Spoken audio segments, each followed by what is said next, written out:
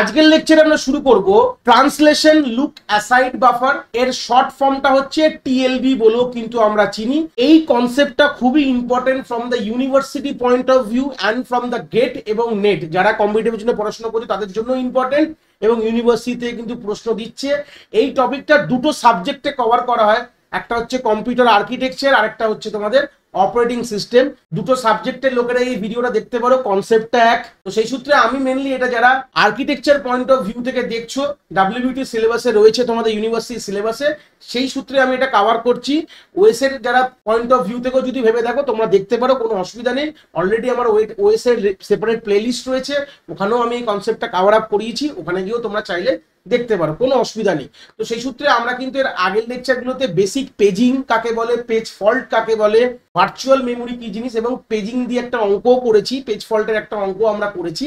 তো যারা এই কনসেপ্টগুলোকে এখনো গ্রিপ আপ করোনি, আমি এই ভিডিও আই বাটনে তোমাদের লিঙ্ক প্রোভাইড করে দেবো, তোমরা সিকুয়েন্সিয়াল কনসেপ্টগুলোকে গ্রিপ আপ করতে পারো।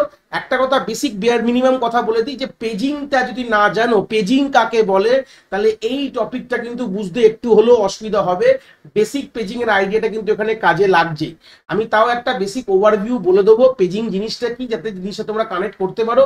বাট ইন ডেপথ যে আইডিয়াগুলো কিন্তু ওখানে আমি ক্লিয়ার করে এসেছি, তোমরা কিন্তু ওখান থেকে দেখে ভালো করে কনসেপ্টটা গ্রিপ আপ করে এই জায়গায় আসো।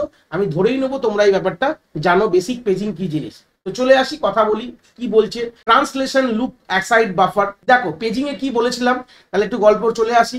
যে আমাদের একটা প্রসেস রয়েছে যেটা কিনা আমাদের কোথায় রয়েছে, হার্ড ডিস্কের মধ্যে ছিল, যেটা আমি যে ছবিটা আমি এঁকে তোমাদের বুঝিয়েছিলাম। আর এটা হচ্ছে আমাদের র্যাম বলেছিলাম। প্রসেসগুলোকে আমরা ডিভাইড করব ফিক্স সাইজ ব্লকে, সেটাকে পেজ বলা হবে। আর র্যামকে আমরা ফিক্স সাইজ ব্লকে যখন ডিভাইড করি ওকে ফ্রেম বলা হবে। এক একটা ফ্রেমের সাইজ আর একটা পেজের সাইজ কিন্তু ইকুয়াল থাকবে, আর এক একটা পেজ কিন্তু গিয়ে এক একটা ফ্রেমের মধ্যে বসবে। প্রসেসের এক একটা পেজ কিন্তু ফ্রেমের মধ্যে বসবে, এবং এই যে কোন পেজটা কোন ফ্রেমে গিয়ে বসলো তার জন্য কিন্তু একটা পেজ ম্যাপ টেবিল বলে একটা গল্প ছিল, যাকে পিএমটি বলে আমি বলেছিলাম। সেখানে লেখা থাকে যে কোন পেজটা কোন ফ্রেমে গিয়ে বসছে। এই হচ্ছে বেসিক আইডিয়া ছিল বেসিক পেজিং এর।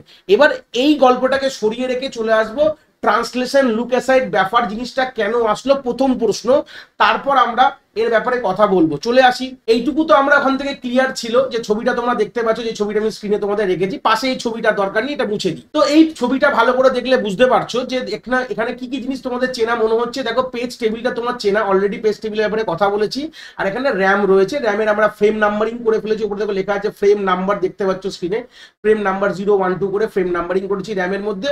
আর নিচে দেখতে পাচ্ছ পেজ টেবিল, সেখানেও আমরা পেজ নাম্বারিং করে ফেলেছি কোন একটি প্রসেসের জন্য ধরে নাও।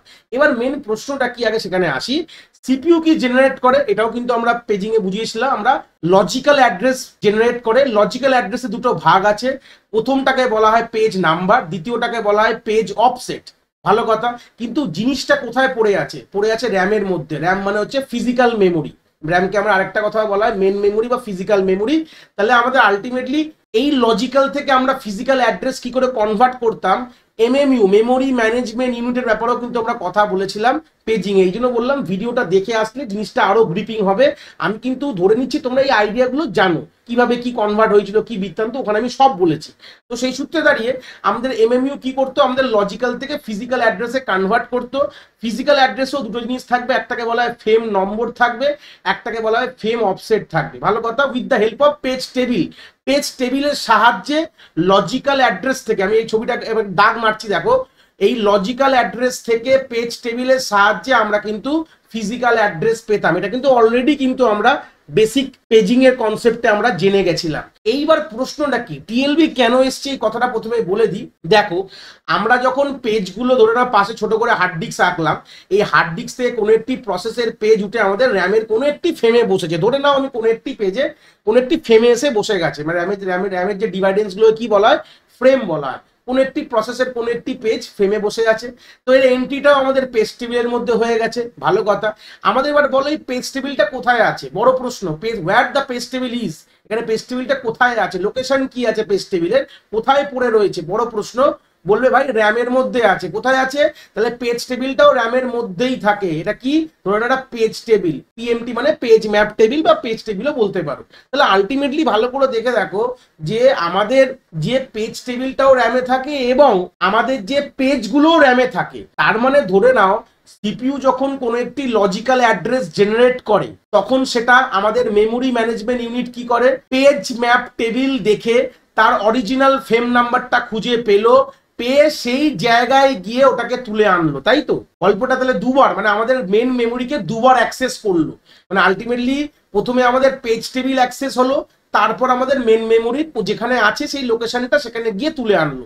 তাহলে আমি যদি ধরি মেন মেমোরিকে অ্যাক্সেস টাইম ধরে নাও এক্স, আমি কথার কথা বলছি যে ধরে নাও একটা সার্টেন অ্যামাউন্ট অফ টাইম বললাম, এক্স টাইম লাগে আমাদের মেন মেমোরিকে অ্যাক্সেস করতে। তাহলে প্রথমে পেজ টেবিলটাও মেন মেমোরির মধ্যেই তো আছে, তো এটাকে অ্যাক্সেস করতেও এক্স লাগবে, আবার খুঁজে নিতেও মানে খুঁজে জায়গাটা অব্দি পৌঁছাতে ধরুন এটা হচ্ছে মেন জায়গা যেখানে পেজটা পড়ে রয়েছে। তাহলে এটা প্রথমে দেখা হলো কোনটা, পেজ ম্যাপ টেবিল দেখলাম যেটা এখানে বাইরে এঁকেছি, আলটিমেটলি এটা ভেতরে রয়েছে, জাস্ট আঁকার জন্য এটা বাইরে এঁকেছি, আমি জিনিসটা বোঝানোর জন্য এটাকে বাইরে আঁকা আছে, কিন্তু অ্যাকচুয়ালি জিনিসটা কোথায়, ভেতরেই আছে। তো ভেতরে গিয়ে প্রথমে খুঁজলো, খুঁজে যেটা যেই ফ্রেম নাম্বারটা পেলো সেই ফ্রেম নাম্বারে গেল, ধরে না এখানে আসলো। তো এই যে তোমার এই যে পেজ ম্যাপ টেবিলটাকে অ্যাক্সেস করা মানেও র্যামকে অ্যাক্সেস করা, সেখানে এক্স টাইম লাগলো।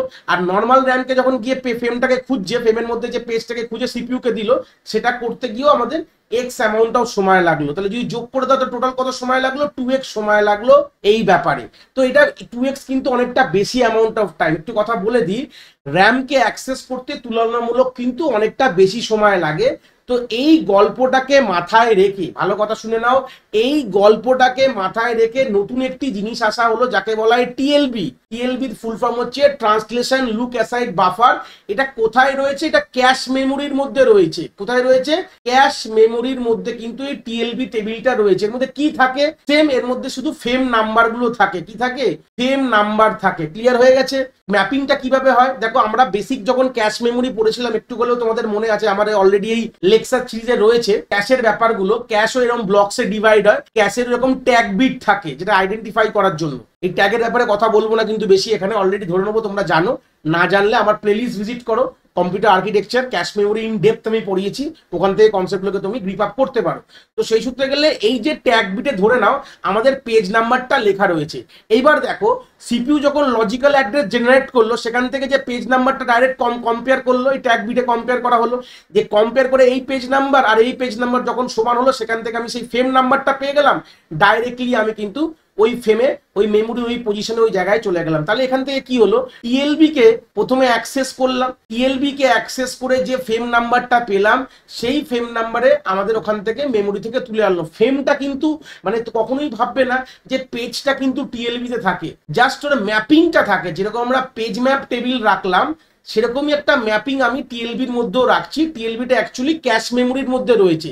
আর তোমরা এইটুকু জানো, মেমোরি হায়ারার্কিকে অলরেডি পড়িয়েছি এই সিরিজে, সেখান থেকে এইটুকুনি জানো যে ক্যাশ মেমোরিকে কিন্তু অ্যাক্সেস করতে সময় অনেক কম লাগে than the RAM, than the main memory বলতে পারো। তাহলে ক্যাশ মেমোরিকে অ্যাক্সেস করতে সময় অনেক কম লাগে দ্যান দ্য মেন মেমোরি। তো সেই সূত্রে দেখো এখানে তোমার সময়টা অনেকটা কমে যাবে। যেটা তোমার যদি এই টিএলবি না থাকতো তোমার 2x সময় লাগতো, এখন কিন্তু 2x এর থেকে অনেক কম টাইম লাগবে। কত কম টাইম লাগবে সেটা নিয়ে কথা বলবো না, আমরা এটা নিয়ে অঙ্ক করবো। অলরেডি তোমাদের ডাব্লিউবিপি তে এইরকম অঙ্ক এসছে, লাস্ট 2 বছরের মধ্যে এরকম পিওয়াইকিউ তে আমি করাবো, এর পরের লেকচারেই করাবো, চিন্তার বিষয় নেই। বাট ব্যাপারটা এখান থেকে বুঝে যাও টিএলবি জিনিসটা কি, খায় না মাথায় মাকে মেন প্রশ্ন। তাহলে টিএলবি হচ্ছে এমন একটি ধরে নাও বাফার, সেটা কোথায় রয়েছে, ক্যাশ মেমোরির মধ্যে রয়েছে। ওর মধ্যে আমরা কি রাখি, আমরা ফ্রেমের নাম্বারটা রাখি, পেজ নাম্বারের রেসপেক্টে ফ্রেম নাম্বার, ধরে না এখানে লেখো পেজ নাম্বার আর তার রেসপেক্টে ফ্রেম নম্বর। ঠিক আছে, তাহলে যখন সিপিইউ কোনো লজিক্যাল অ্যাড্রেস জেনারেট করবে, তার যে পেজ নাম্বারটা তার ট্যাগের সাথে কম্পেয়ার করা হবে, যেই পাওয়া গেল সেই ফ্রেম নাম্বারে চলে গেল। দেখো এখানে কিন্তু আমাদের মেন মেমোরিকে একবার অ্যাক্সেস করছে, তাহলে at least x amount of time লাগছে। কিন্তু এই যে টিএলবি কে অ্যাক্সেস করার সময় তো কম, তার মানে 2x থেকে কম সময় লাগবে। কি বললাম, ক্লিয়ার হয়েছে? 2x থেকে কম সময় লাগবে। যদি টিএলবি না থাকে তাহলে যে 2x সময় লাগতো, আর টিএলবি আছে বলে এই জন্য এখানে কম সময় লাগে। আরেকটা কথা বলছি, অনেক সময় এরকম হবে, জিনিস হবে যেখানে যেই পেজ নাম্বারটা সিপিইউ এখানে জেনারেট করলো, সেই পেজ নাম্বারটা আমার টিএলবি তে এন্ট্রি নেই। যদি টিএলবি তে এন্ট্রি না থাকে তখন বলা হবে টিএলবি মিস বলা হবে। যদি টিএলবি তে পাওয়া যায় তখন বলবো টিএলবি হিট বলবো। কি বললাম ক্লিয়ার হয়েছে? দেখো লিখে দিচ্ছি স্ক্রিনে, টিএলবি তে সেই পেজ নাম্বারটার এন্ট্রি থাকলে ওকে বলা হবে টিএলবি হিট, না থাকলে বলবো টিএলবি মিস। টিএলবি মিস হলে কি হবে? বড় গল্প। টিএলবি মিস হলে আবার সেই পেজ টেবিলটাকে পুরো খুঁজতে হবে। পেজ টেবিল তো অবভিয়াসলি পেয়েই যাবো, কোনো ব্যাপার না। তো পেজ টেবিল খোঁজা মানেই সে র্যামকে দুবার অ্যাক্সেস করা, মানে পেজ টেবিল খোঁজার জন্য এক সময় লাগবে আর ওই ফ্রেম অবধি পৌঁছাতে এক সময় লাগবে, তো 2x সময় লাগলো। তাহলে এখান থেকেই তলায় একটা খুব সুন্দর গল্প আমি লিখে রেখেছি যেটা তোমাদের খুব সাহায্য করবে। আমি এখান থেকে পড়াই যে টিএলবি কোথায় থাকে, ক্যাশ মেমোরির মধ্যে থাকে। তাহলে প্রথমে যখন সিপিইউ লজিক্যাল অ্যাড্রেস জেনারেট করবে, ওএস কি করবে? প্রথমে টিএলবির কন্টেন্ট চেক করবে।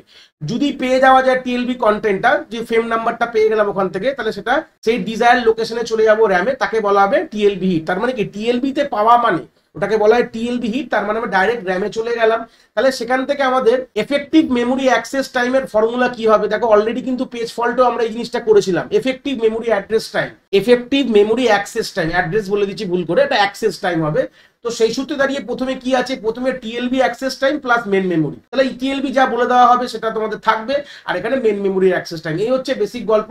আর যদি না পাওয়া যায়, এলস মানে যদি না পাওয়া যায়, তার মানে মিস হলো। তাহলে মিস হলে কি হবে? যদি মিস হয়, যদি নট ফাউন্ড, তাহলে ওএস কোথায় যাবে? সেই ফ্রেমটাকে খুঁজতে যাবে পেজ টেবিলে। তারপর পেজ টেবিল থেকে পাওয়া গেলে তারপর সেইখান থেকে ডিজায়ার যে মেন মেমোরিতে গিয়ে সেই পেজটা তুলে সিপিইউ কে দেওয়া হবে। তাহলে সেটাকে বলা হবে টিএলবি মিস। বুঝতে পেরেছো? তাহলে টিএলবি মিসের যে ফর্মুলা কি আছে, এই হচ্ছে ফর্মুলাটা। দেখো এখানে দুটো জিনিস হলো। দেখো যখন মিস হলো তখন টিএলবি তো খোঁজা হয়েছে, তার জন্য একটা সার্টেন অ্যামাউন্ট অফ টাইম, ধরো ওয়াই টাইম লেগেছে। আর পেজ টেবিল অ্যাক্সেস করতে এক্স টাইম, আর মেমোরি অ্যাক্সেস করতে এক্স টাইম। তাহলে ভাবতে পারছো যে টিএলবি মিস হলো, এখানে এক্সট্রা একটা কিন্তু অ্যাডেড কিন্তু সময় লাগছেই। টিএলবি না থাকলে এই সময়টা লাগতো না, বাট এই সময়টা অনেকটাই কম, মানে একদম বলতে পারো ন্যানো সেকেন্ড বলতে পারো, বা মাইক্রো সেকেন্ড, এরকম অনেক কম। ঠিক আছে, অনেকটাই কম, এটা নিয়ে চিন্তার বিষয় নেই। তো এটা তুচ্ছ, তুলনামূলক অনেকই কম বলতে, তুচ্ছ সময় বলতে পারো। ঠিক আছে, তো যাই হোক, এখান থেকে একটা আইডিয়া পেয়ে গেলাম। টিএলবি তে যদি পাওয়া যায় তার মানে কিন্তু আমাদের অনেকটা কম সময় কিন্তু ওই ফ্রেমটা সিপিইউর কাছে অব্দি পৌঁছে যাবে। এবার আরেকটা কথা এখান থেকে বলছি, যদি মেন মেমোরিতেও না পাওয়া যায়, মানে পেজ টেবিলে যদি এন্ট্রি না থাকে, তাহলে কিন্তু ওটা পেজ ফল্ট হয়ে গেল। অলরেডি এই জিনিসটা পড়িয়ে দিয়েছি আমাদের লেকচার সিরিজে রয়েছে, যারা এখনো দেখোনি গিয়ে দেখতে পারো। তখন আবার এরপর আবার আরো সময় লাগবে, কারণ এখানে হার্ড ডিস্কে চলে যাবে। তাহলে ব্যাপারটা বুঝতে পারলো তো? পুরো ম্যাপিংটা এইভাবে হচ্ছে যে আমরা প্রথমে টিএলবি দেখবো, না পাওয়া গেলে পেজ টেবিলে গেলাম, পেজ টেবিলে পেয়ে গেলাম, ভালো, তাহলে মানে র্যামে আছে, র্যাম থেকে দিয়ে দেবো। পেজ টেবিলে না পাওয়া মানে হার্ড ডিস্কে আছে, হার্ড ডিস্ক থেকে তুলে আনতে হবে আমাদের কোথায়? র্যামের মধ্যে। তারপরে পেজ টেবিলে এন্ট্রি করতে হবে, তারপর সেটা সিপিইউ কে দেবো। তাহলে এই পুরো গল্পটা, এইটুকু গল্প যদি তোমাদের ক্লিয়ার থাকে, তাহলে তোমরা কোনো জায়গায় কোনো অসুবিধার মধ্যে পড়বে না। সে যে কোনো রকম তোমরা পরীক্ষা দিতে যাও, গেট নেট যেখানে যাও। কি বললাম, ক্লিয়ার হয়ে গেছে? তো এই ছিল বেসিক আন্ডারস্ট্যান্ডিং বলবো আমাদের টিএলবির। আশা করি কনসেপ্ট তোমরা এখান থেকে খুব ভালো করে বুঝতে পেরেছো।